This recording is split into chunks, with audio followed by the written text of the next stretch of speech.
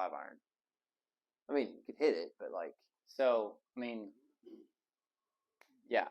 I mean, there's two reasons we don't need the 5-iron. Number one, dispersion. When we're hitting the 5-iron, we start to lose proximity to the hole.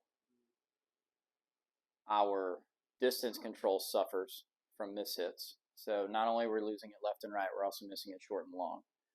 We can smooth the hybrid at 200, and the smooth 6 is 185.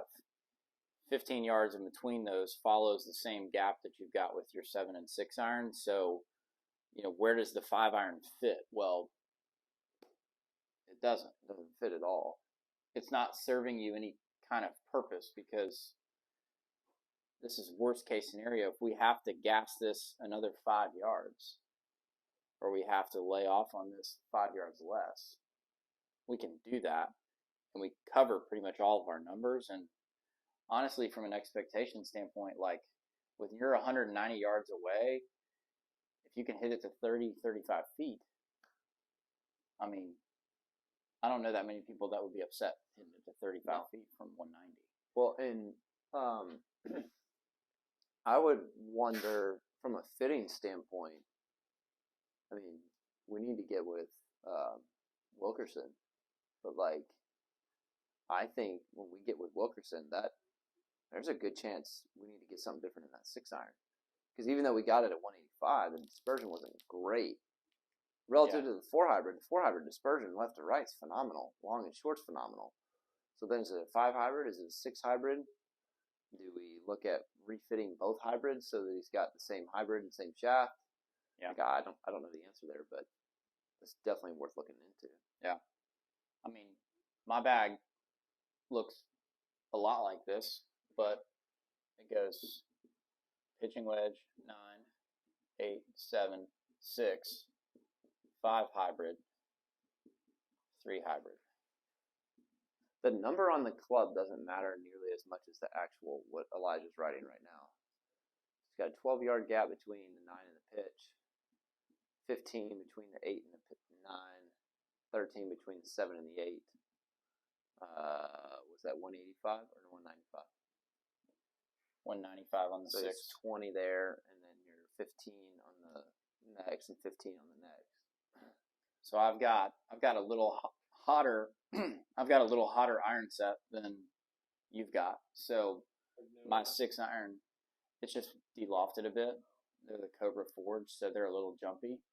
So I was playing a bunch this summer, and that 200 to 215, that would normally be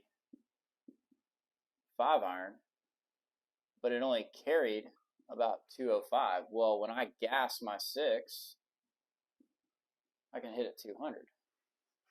So I took the 5-iron out because I wasn't hitting it where I couldn't hit 6-iron. Right. The only difference is I hit this one lower, but I couldn't stop it. So the only time I could hit 5-iron was to a back flag. In which case, if you needed it to stop, you might as well just hit the 5-hybrid. We're just going to launch it higher and spin it more. Right. That carries further. It's more consistent on the carry. And if I need to hit a hard 6, I can just add that 5 there, and now I've just only got a 10-yard gap between a way more consistent club, way more accurate club, and I can stop it. Whereas the 5-iron was less accurate. It had less spin than the 5-hybrid, and it was harder to control. Van, how long were you trying to play originally before we started this today? How long were you trying to play your long irons? Like, what was your 6-iron play number? Like what I thought it was? Yeah. Going into the tournament, I'd probably say 195, 200. Okay, so just go 190, 195, 200 is fine. What were you trying to play, the 5? 205, 210. Okay. Right, so we're back to a similar gap that Elijah had, right? Okay, now keep going. Yeah, I mean, 4. Now, you didn't play the 4-hybrid very much, did you? What do you play after the 205, 210 club? 3-wood? 3-wood, yeah. But I went full 3-wood that one. I'm trying to get aggressive on a par 4 or par 5. I feel better about you gassing a 4-hybrid. Now, here's what's interesting. In order for you to hit those long irons better, you have to swing faster and harder. Now the problem is we watched as you come down in your set, if you carry that same principle from your long irons, those yardages, we try and carry those down into your short irons, you actually lose the ability to control the face and your solidness of contact with your short irons, which are your scoring clubs. Long clubs, we're just looking to keep them in tight, maybe hit a green, hit it close to the green, right? Does that make sense? And so by carrying that faster speed from your longer clubs, which you don't hit very well anyway, and because they're long irons, you're having to hit them harder, right? So that's looking at the technique side a little bit. What we really can do is take your 4 hybrid. We just need to refit those top end clubs, get a better fit there, so that way you can cruise like you're cruising at your short irons, and now you've got a tire dispersion pattern across everything, and now you're going off of your scoring clubs from a tempo standpoint rather than going off of your long clubs from a tempo standpoint. And as soon as super clean dispersion pattern on short irons. Okay. Anything you want to add to that, Elijah? But I think that's the gist of it. I mean, I think you ran into the same problem, or we discovered the same problem that I had.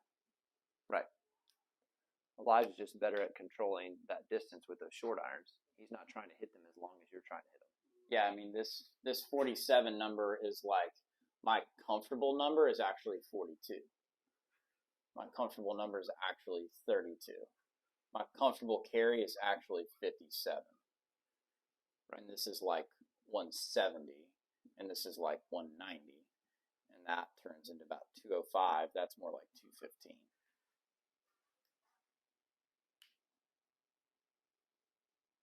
Do you have more in the tank? Yes. Oh, yeah, dude. I mean, to a front pin on 5, I know that 6 iron's going to carry too far, so I sacrifice proximity. I'll gas that. Just to try but I'll tee it up and I'll hit it like a driver.